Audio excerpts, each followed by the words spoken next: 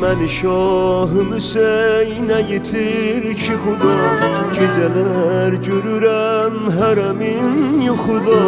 Görürəm hamıdan qopub ayrılıram, zərhin kənarında namaz qılıram.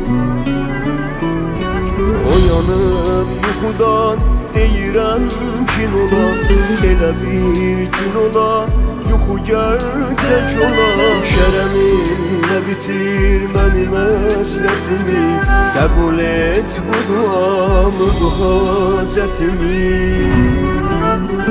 Mənə Kərbəlanı nəsib eylə ya Rəbb, Hüseynə əvvəl fəzlə mehman olum mən.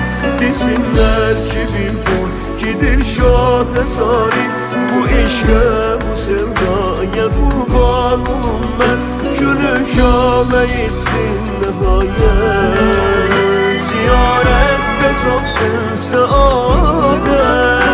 Mənə Kərbəlanı nəsib eylə ya Rəbb, Hüseynə əvvəl fəzlə mehman olum mən. Desinlər ki bir qul gidir Şah-ı Zalim, bu eşqə, bu sevdaya qurban olum mən.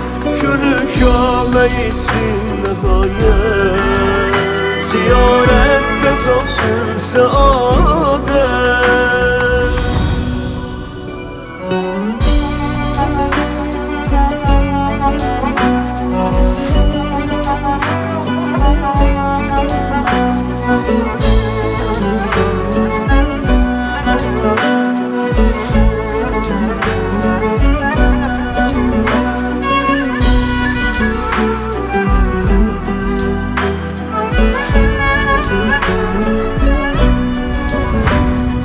Gecə gündüz ürək alışır, alışır, sənə öz qəmini danışır, danışır. Diləyir ola ən böyük istəyini, ona lütf edəsən bu ilər bəyni. Ay saymaq olar, il saymaq olar, hərəmindən onun necə doymaq olar. Mənə qismət olar o səfaya qədər, qayıdıb gələrəm deyərəm yenə də. Mənə Kərbəlanı nəsib eylə ya Rəbb, Hüseynə əvvəl fəzlə mehman olum mən. Desinlər ki bir qul gedir Şah-ı Zalim, bu eşqə, bu sevdaya qurban olum mən.